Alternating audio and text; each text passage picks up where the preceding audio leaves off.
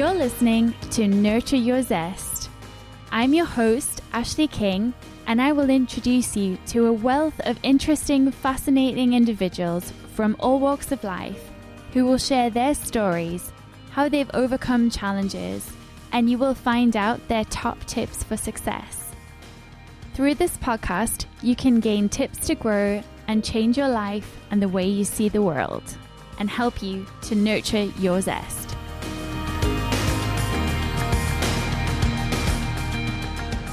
Hello everyone, today I'm joined by David Wilkinson, performance coach, and I'm very excited to share him with you today. Thank you. Thanks for having us, Ashleigh. So David, can you tell us a bit about what you do? What does a performance coach, what does it all mean? Okay, so for me, performance coaching is increasing or improving or developing somebody's performance within their business, but also their personal life and their life as well. So for me, I tend to help people achieve a greater influence, and for them to have a greater influence in their business, career, space of life, then often we need to increase our energy, confidence, well-being, and it all kind of plays into that. So that sounds like a broad thing you offer, and I guess you would have individual clients and then also your corporate clients as well, big conferences and things like that. Mm-hmm. Yeah. So I do obviously have individual clients, and everything that I do is tailored to the individual because, as we all know, we have our own life, we have our own goals, position, where we start from, experiences. So I make sure that I work with clients across 4 core areas, which is their health, their mindset, their relationships, home life, and career or business, depending on what sector they're in. And the reason for that is because I believe that if anything is left behind, then we can't get to an optimal level for ourselves. We're always going to have something that keeps us back or drags us back, or we're no intention in it, basically, yeah. Okay, so that sounds great. And I want to know a little bit more about the kinds of problems that people would have that would limit their performance or limit their way they see the world. What kind of things keep people stuck? Okay, so from and I always talk about things from experience, right? So when I speak about something, I think this is important to talk about, is that I don't talk about anything that I haven't personally experienced myself as a struggle, or I'm actually going through myself right now, or that I've worked with a person. So nothing is hearsay, if you like. I think number one is certainly confidence. And we can look at that in many different ways, like people's like self-belief, beliefs, whatever. But confidence is a big factor that comes up with every single individual I work with, and something that I struggle with a lot before. And confidence, or lack of it, or lack of conviction, assertiveness, however you want to put it, can be a big factor on people feeling like they're not able to put themselves out to the world, or have that influence that they want to have, or create the life that they want to have for themselves. And that seems to be a big trend that comes through. So I would say that is number one, which I see.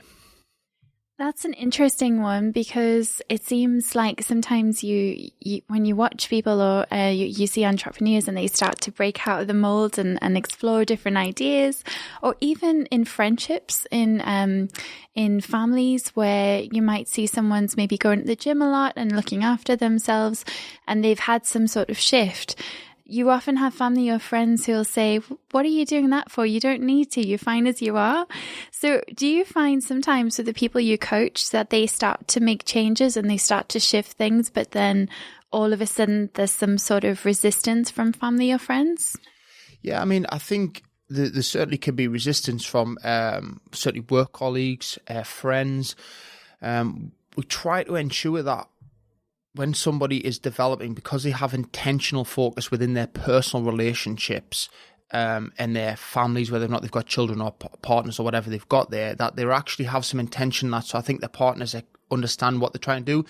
Often the guys that I work with, their home life's the last thing they're taking care of. So actually any improvement in that part is good for their relationships, yeah? I think the resistance element, I think there is that tend to be like, oh, somebody's improving, somebody's developed themselves. Other people can feel left behind.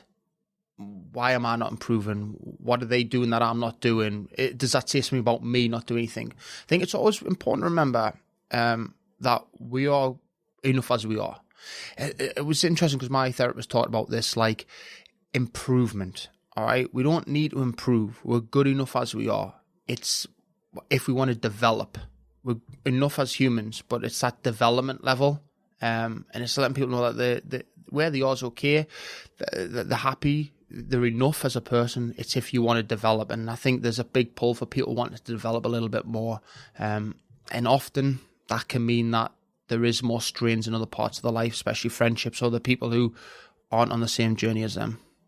I like that idea about grow or develop rather than improve, because as you said there, it is this feeling that there is something wrong with you, and that doesn't seem as helpful. One thing that I'm sure must come up as a coach is limiting beliefs around money or a money mindset, or around not having enough, or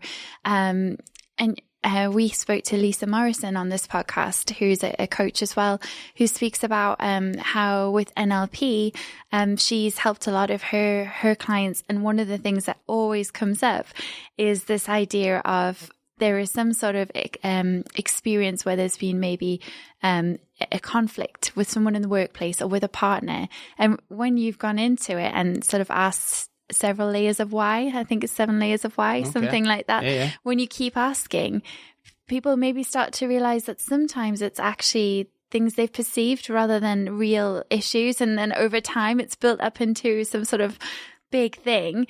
So do you ever find this with yourself or with the people you coach, that sometimes the things we have in our head, the stories we tell ourselves, can really limit our performance? Yeah, because nothing has any attachment until you place attachment to it. Money has nothing. Money doesn't mean anything until you place attachment and a story to it. For money is just money, something that we use to transaction one thing to another. The minute people start putting intention, focus, and stories built around it as to why they don't have enough, or why it's a problem for them, or why their limiting beliefs affect them, that's the problem. So actually, no person or no item or anything has anything or hold over any of us. It's the stories that we put onto it that creates the problem or challenge that we have, or limiting belief. So if we base it on that, if we perceive someone to be negative in our life, are they negative, or is that our perception of them? Are they triggering something in us? And is it our responsibility to actually ask ourselves why that is a problem for me? Why am I being triggered? And what can I do about it, as opposed to trying to change the other person or cutting them off completely? Sometimes there's lessons to be learned for ourselves within that, I believe. Sure. And on that note, so you mentioned about when you're growing, things change, you're changing, your friendships change, people change around you. How does that work with, or have you ever seen this where friendships completely, someone might decide that they want to go in a huge growth spurt and they don't want to hang out with particular people or friends anymore? Do you find that there are people who just leave a whole life behind because they really want something different? Yeah, I've not personally ever done that myself. I've certainly seen clients evolve, and maybe they had certain friendship circles, certainly family members, where they felt like they weren't in a line with where they were going. Maybe it's just conflict there, constant argument, stress, frustration. And I think we tend to go into survival mode, like protecting ourselves. Okay, this is causing too much pain for me, too much stress. I need to get out of the situation. I think that's okay if you're getting a lot of triggered by something, or a friendship relationship just isn't working anymore. You don't want to be like, oh, I'm just the problem and I'll stay in it and still get buried under it. It's okay to come away from that. And I've certainly seen clients do that. I would never tell anybody to do that. That's their journey to do. What I talk about, though, is that if we constantly come around and we constantly experience negativity through our change and growth, we're not in the wrong for growing and changing. Absolutely not. They're also not wrong for not. Why is it a problem, or why am I perceiving it to be a problem? And why do I feel like I need to be removed from this person? And I think if there's enough validation, then fair play. You're right. And everyone's on a different journey as well. Absolutely. And it's that comparing thing that I see a lot of people getting stuck with. Yeah. That's actually why Nurture with Zest was created, was because it reminded me of when I was sitting in offices looking around thinking, oh, so-and-so's got married or had a baby or they've just got a promotion. What am I doing with my life? Looking at Instagram, comparing myself to friends. What's wrong with me? Absolutely. And I think that a lot of people get stuck in the comparison game. Oh, absolutely, 100%. I felt like that. Not like you said, you have. I think the social media element is creating more of this comparison. I think we can talk to people and it's like their business is better than mine, their body's better than mine, their life looks better than mine. I think we're in a big problem with that. Like how do you deal with that yourself? Well, now with comparison, I feel like I've just decided to embrace myself, all failings and all. And so I'm much more vocal about a lot of my flaws, things I find tough and struggle with than I would ever have been before. Yeah. I think part of that is I feel I'm surrounded by a really good set of people. So family, but friends, but also fantastic entrepreneurs, a whole ecosystem around me. And I also think the more I share, like the silly things, you know, the real Ash, the more other people appreciate me for who I am. There definitely was a time where I felt I had to almost step into this very glossy, Miss Perfect person. And I just don't want that anymore. I want to be able to have a laugh and be silly and choose the things I want to be involved in. I do think that requires you to be quite courageous and very vulnerable. And sometimes I wonder, am I naive to be so out there sometimes?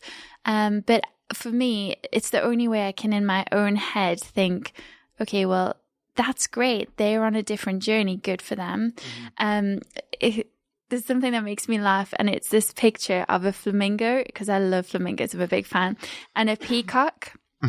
So when you compare a flamingo and a peacock, they are both stunning in their own ways, but you would never want the world to be without either of those, and you can't be the same, you know. So it's little things like that remind me we are all different. We all have our own beauty, but I know that if I tried to adopt someone else's ways of being, I wouldn't be me.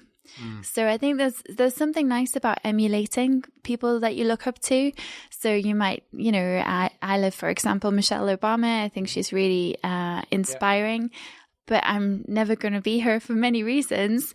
And I don't want to live her life. You know, I wouldn't want to go and do the courses she's done or studied what she's done. But I do think she's great. So I think it's really nice to have role models you can look up to. But also sometimes maybe we can be our own role models. I love that. I did a talk last week on a Wednesday about being your own inspiration. And I think like what we're talking about there, maybe, okay, I don't know what you think about it. Maybe we compare when we're not truly accepting of ourselves. Maybe we think that we're not enough or not good enough, or that's the way I should act. But maybe when we understand and recognize our true value, our true self-worth and our greatness, then we accept who we are. Nobody else can be us. And if we were to step into being ourselves, then we can access all the beautiful parts of ourselves, our personality, the things that make us tick, the silly things we do, the great things we do, the way we operate in the world. Like you said, it could be flamingo. Doesn't make me any less of a bird if I'm a peacock. It just means I'm different. But I think that's a beautiful part of that. And I truly believe that we can look up to other people. We can take inspiration, emulate, but we don't need to become them. We just need to, actually for most people, just become yourself.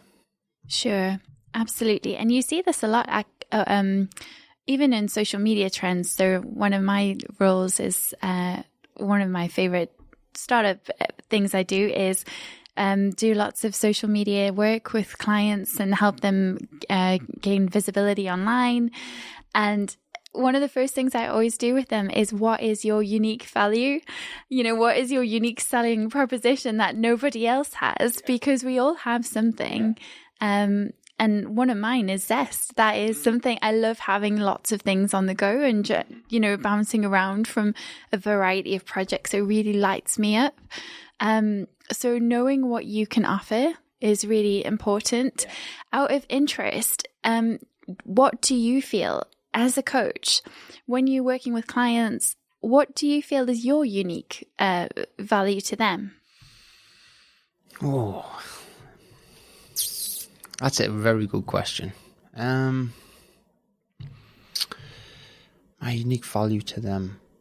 I would say that a big part of me is I'm a very good listener, incredibly good listener. And that's been something that I've learned, but by listening to them, you can understand what's going on or get a better sense and then be curious. And I think sometimes when you can listen and be curious and ask good questions to people, that helps them dig a little deeper into their challenge or situation. People just want to sometimes feel listened to and helped that way. I think I'm very good at that. And I've got a lot of empathy with people, a lot of empathy. Sometimes maybe it's too much. Sometimes I have to self-guard a little bit, not get too drawn into the challenge. But I feel that's a big part of me, and I can't change that side of me. I wouldn't. But I think they're the two parts of me that are very unique. And the empathy piece is really nice to hear, because it is important. It's important to be compassionate and work with people and see where they're coming from. But also, being a coach, you meet people from all walks of life, from all backgrounds, going through very difficult challenges, I'm sure. Yeah. So I think what you said there about boundaries is really important, because do you ever find that you get drained when you're working through all this stuff all day with everyone else? I'm getting better. I'm getting better at just leaving at the session, at the end of the session. If I was to go back when I was heavily in my personal training days, fitness days, massively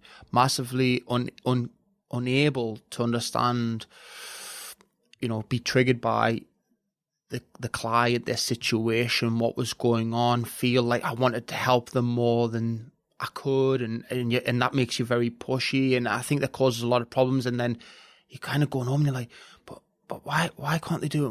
Why? You start self-questioning. It's just draining. And I think I got very good at learning how to create boundaries and protect myself through years of doing it wrong. Or badly, into now more, and I hear a lot deeper stuff in my clients' coaching conversation now than I ever did in the fitness days. But it's the ability to go, be objective. This is their challenge, their situation, and I think because we're leaving the coaching session with what actions they might want to do to improve this, there's some positive at the end of it, even if it's a little bit.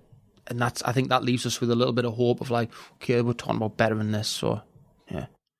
And that's a good question, because I would like to know what happens when your coachees do not they don't follow up on the things you agreed. You're not allowed to swear on this podcast. Okay, so obviously for number one, the client must always set their own actions and agenda. It's very important in coaching that you don't. I don't go, this is what you need to do. This is what you should do. It's the client's objective of what they feel is the best way to improve their situation.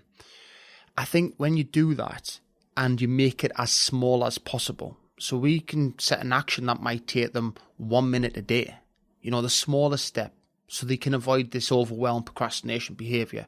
I think they're much more inclined to do it. There is always going to be times when they don't. But I feel like that, again, has to come back down to them. It's all about self-responsibility. And it's emphasizing, okay, so what were the reasons that you didn't do it? What stopped you? Who stopped you? How can you make it different next time? It's ensuring that there's zero responsibility on you, and you feel that, and all responsibility and ownership is upon them. Can they get there faster if they do their actions? Yeah, probably. But human nature tells you that if they do 75% of it, I think we're on to a winner still. Great. And how do you address it if they don't?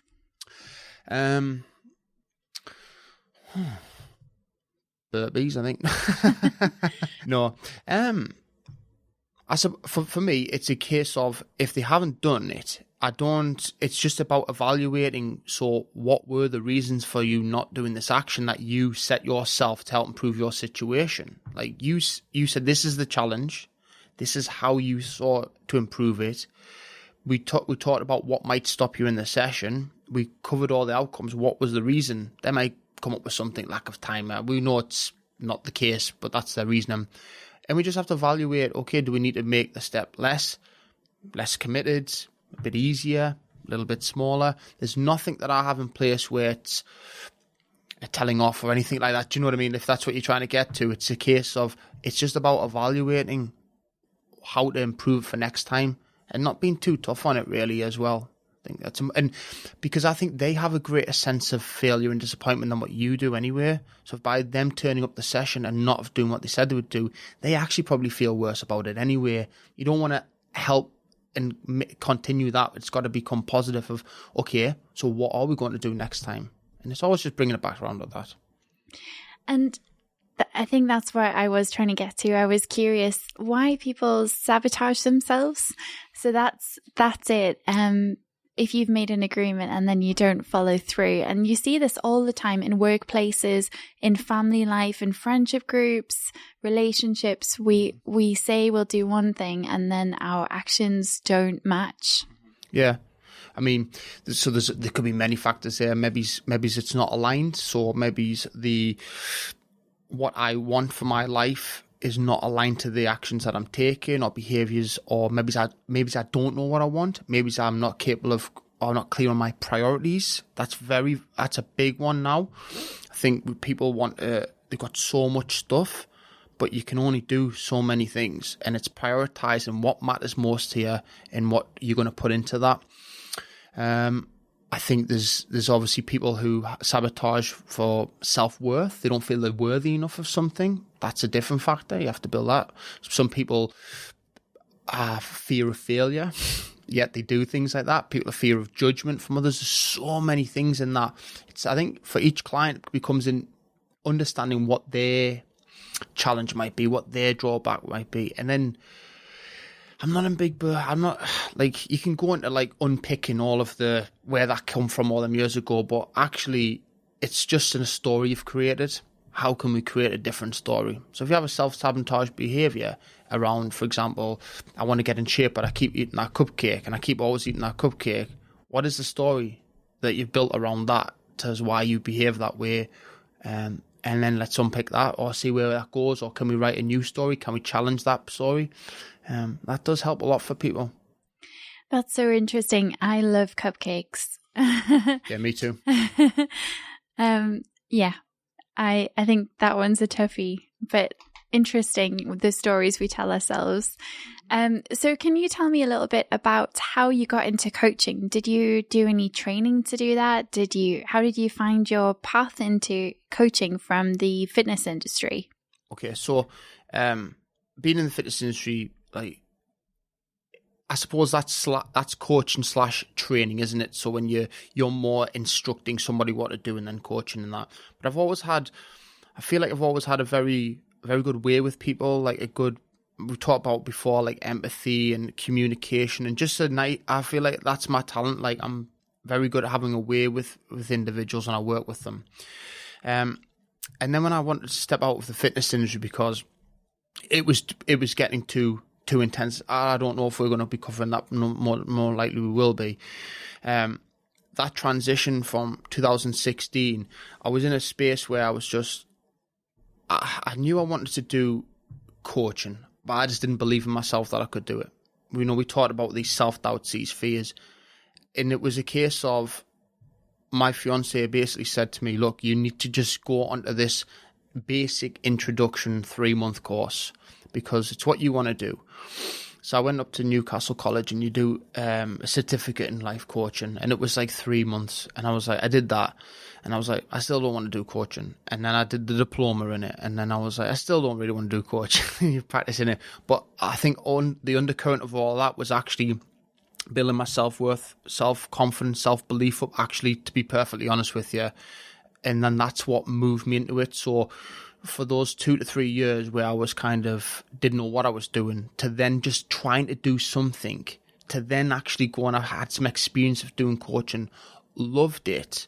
And I was like, this is where I need to be, because this is me being me, like honoring myself. And that was kind of that transitional period. So it was the ability to understand people, number one, and love working with people. Number two, getting some qualifications that give you some standardized way of doing things and some certification if you want.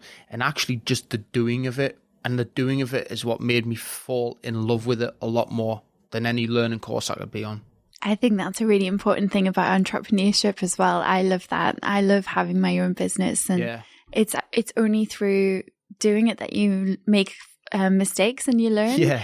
And I'd love to talk to you a bit about entrepreneurship, because I know you, like me, are a business owner and you're involved with fingers in lots of pies, very busy. So I would like to know, how did you find the confidence to start your own business? When you were working in the fitness industry, were you self-employed then as well? Yeah, I've been self-employed since 2007. So that's been a really long time. So the idea of starting something new, did that feel like it was an escape from your previous stuff, or it helped you to evolve? I'd say that, the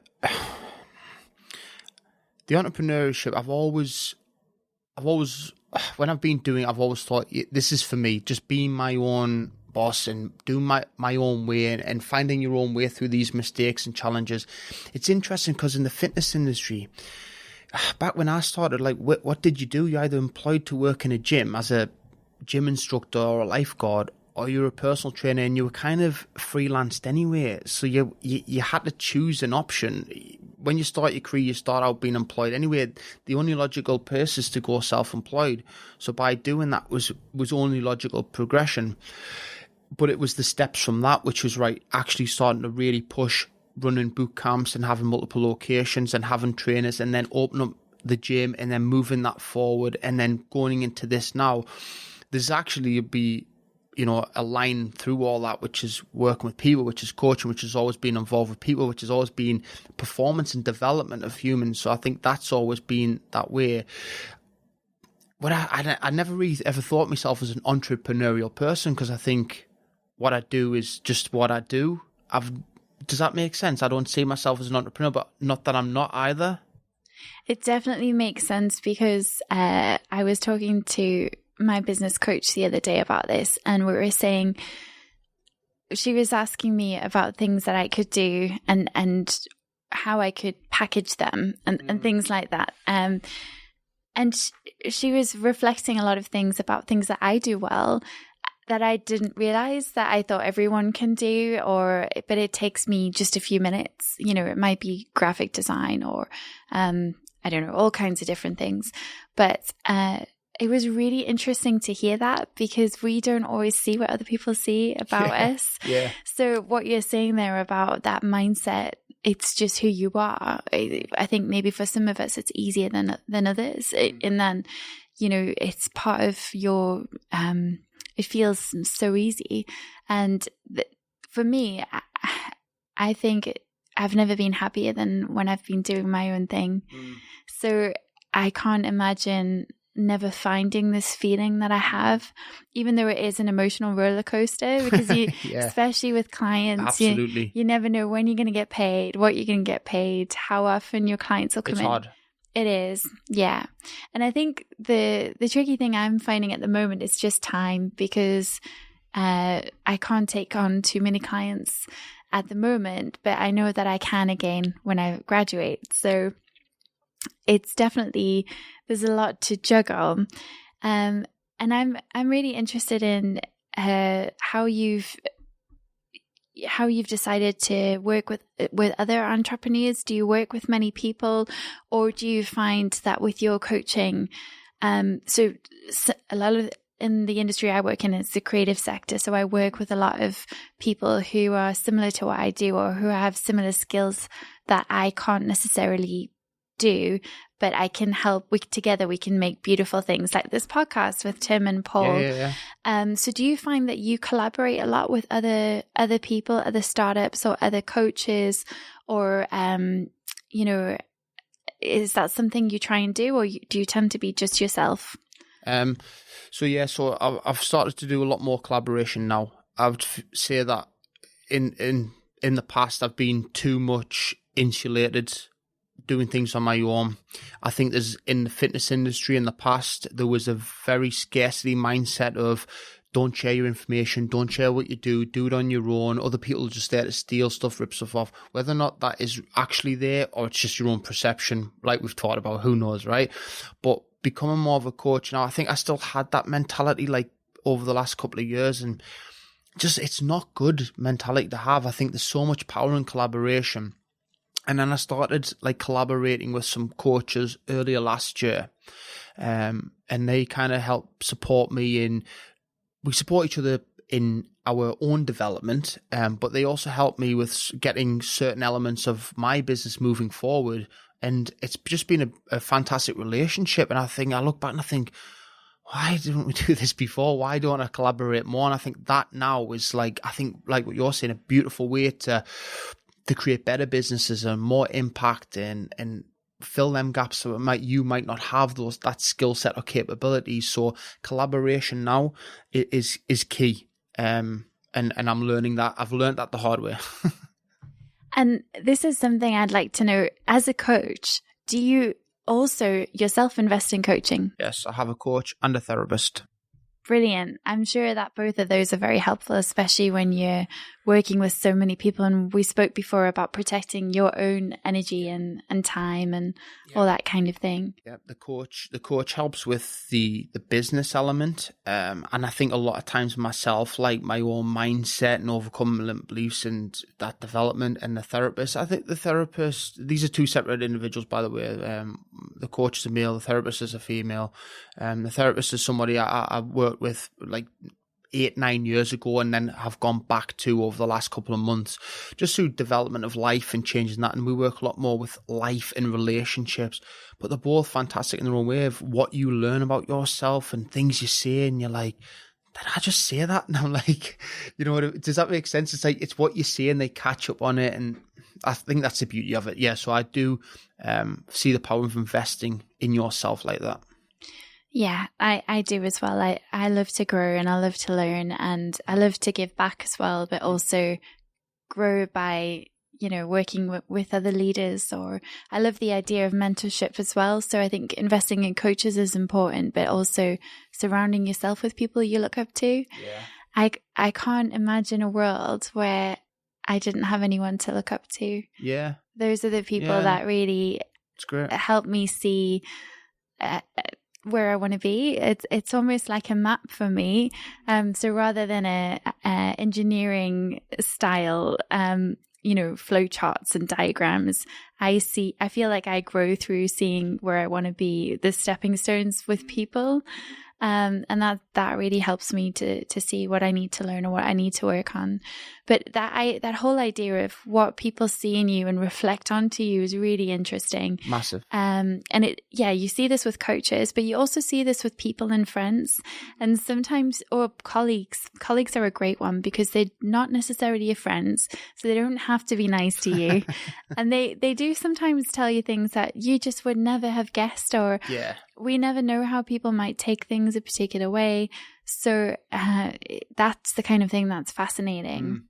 Yeah, I think if we're always open and present, we're always able to learn and develop and either input in situations and help other people, or take that stock of ourselves. And I think that's where, like, a big thing I'm like really working on getting to with what we're talking about there is just being like in your life now, like present in your life, not worrying about the future too much, not thinking too far ahead, not stressing about how you're coming across to other people. Just be there, present, open. And there's so much to take in from other people and what they say and the lessons from them and how you can impact. I think that's a beautiful thing. It is. It's really true. We can live in the past so much. Why did I do that? I'm so bad. And those are the limiting beliefs as well. And you see this a lot with change in organizations, with depression, with people get themselves into a negative space, and the story is so ingrained, and it's almost like unlocking this new opportunity to see things in a different way, or see that there is a door, or I find that's how I felt anyway at one point when I felt stuck. It's just, well, nobody sees that I have all these ideas, and I'm not old enough to get a promotion. This is several years ago. There was definitely, I felt sometimes too young, or this kind of stuff. And I think it's when you just get above those stories and just start doing. And it's what you were saying before. If you just do, even if it's scary, just do the coaching or do the work. And you fail, you're still learning. It's better than sitting stuck. Absolutely. And I love that you said there, you have the stories. And we all have them. And I think we'll always be presented with various stories at different levels we grow to and evolve to. But you either just sit there and allow that story to continue run. The only other option is to take action. And what you have to realize is the choice is already there for you. The choice is there. I either sit and continue to listen to the story of like, I'm too young. I've had that story. I'm not a good public speaker. Who's going to listen to me? Whatever mentality it is, I'm not confident enough, I'm not this, I'm not that, I'm not enough, I'm not good enough, what about me past, whatever. Yeah, and then continue to listen to that. Or you do something different, and that different action is the choice. And it's which one are you going to do? And it's as simple as that. It's not as easy as that all the time, but it's as simple as that. And we don't need to overcomplicate. That action is the only thing that's going to get you going. So for you, when you were in that mindset of the stories, what broke you out of that? Actually, I think I might have mentioned this tool before, but it's my favorite tool. So if anyone's listening, then it might change your life like it did mine. So there's a tool called the Values in Action Strengths Analysis. It's called VIA Strengths. Have you used it before? I've used it. So I discovered that several years ago, and I was working in finance. I absolutely hated finance, but at the time I really wanted to work in finance, and I was applying for all these promotions, not getting anywhere. And I went for a very senior job that was way above my capability at the time. Then a kind of mid-level management role, and then a more junior role. But all three were promotions. And I look back and I think, what was I thinking going for that really, really senior one? But I still stuck my head above and I went for it. I actually went for 2 interviews for those roles, and they were train wrecks. I had done so much research and I had so much papers that I didn't let myself shine through. I was just so cautious about, did I cover all the facts? And I wasn't confident enough in myself at the time. Anyway, I did the VIA Strengths character survey and discovered that my 5 key strengths were appreciation of beauty and excellence, kindness, love, creativity, and zest. You talked about this on the Founders Friday. Yeah, I think I did. You're right. And the interesting thing is the worst one that I had was love of lifelong learning. So that's more in an academic way, academic natured, which I find interesting because I'm a student and I love studying. But I think I have a very particular learning style. I like to do it, to learn. So when I discovered this tool, it just opened my eyes to, I was trying so hard to work in an industry that was all about processes and finance, when actually my love and my strengths were appreciating beauty and excellence. So that could be opera or music. It was about people. And that's why I decided to get more involved in community work. And that's why I love creative arts and the amazing performers and artists I get to work with. So yeah, for me, that's where I became unstuck. But it was actually a tool that really opened my eyes. So self-awareness, I think, is the key point there. We often just keep going and we think other things have to change, but I discovered it was when I changed. That's beautiful. And the fact of the matter is that you actually did something different by even doing that tool in the first place, by utilizing it. You stopped doing the same repetitive Groundhog Day routine of constantly applying for these jobs and constantly feeling letting down and not moving forward and wondering what's wrong with you. And then you're like, okay, I'm going to do something different. Do you know what? The different action, right, doesn't matter what it is. but doing something different will give you a different outcome. You do that, then you learn something about yourself. Oh, I've learned this and this and this. And then do you know what you start to do? You start going, okay, well, how can I do more of that? I'm going to start doing community work. I'm going to start doing this. It just leads you forward because you changed an action habit. That was the beautiful thing. Absolutely. And I would like to know, was there ever a tool or a model or something like that that you used that helped you when you were stuck? It's basically, it was all about values, like discovering your own values. So one of the modules on the, is it values elicitation? And it was on the coaching course I did, it was how to understand what your top 5 values are. And I think that it sounds very basic, very simple, but the reason it helped me was it made me think about myself, my own self-focus of what I valued about myself or the world. And that led on to moving me forward. Because prior to that time, I was just living with stress and anxiety and not feeling like I was making it. I felt lost, to be perfectly honest. After I come out of having a business and not having that business anymore, and thought I was this type of person and my life was mapped out to become this, and now I don't have this. Who am I? What am I to do? What am I even about? You start taking off those labels. I'm not actually any of these. I'm actually who I am. And values is a great place to start. And that helped me just do something different and move forward. Absolutely. Thank you so much for sharing that. So we're running out of time. I just wanted to ask, what is your number one word to nurture your zest? Purposeful. Purposeful. Okay. Can you use that word? I was just thinking, purposeful. Perfect. We haven't had that one yet, I don't think, which is good. So you mean like you wanting to be more intentional? You said that before about being clear on your priorities. Yeah. I love the word intentional. It's my most favorite word right now. And being intentional with everything that you want to do, experience, become, have. And that forms the intentions in relationships, your personal life, the way you operate in life, intentional about how you want to be with people. I think there's so much power in intention. And I love that word. Well, I love it too now. Thank you very much. And thanks for coming on the show. Yeah, thanks for having me. Appreciate that. Thank you. You've been listening to Nurture Your Zest.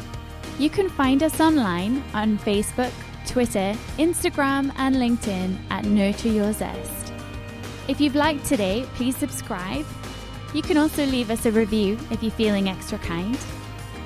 Today's podcast has been made available through the kind sponsorship of TL Multimedia and That Branding Company. We look forward to catching up with you again soon as you learn to nurture your zest.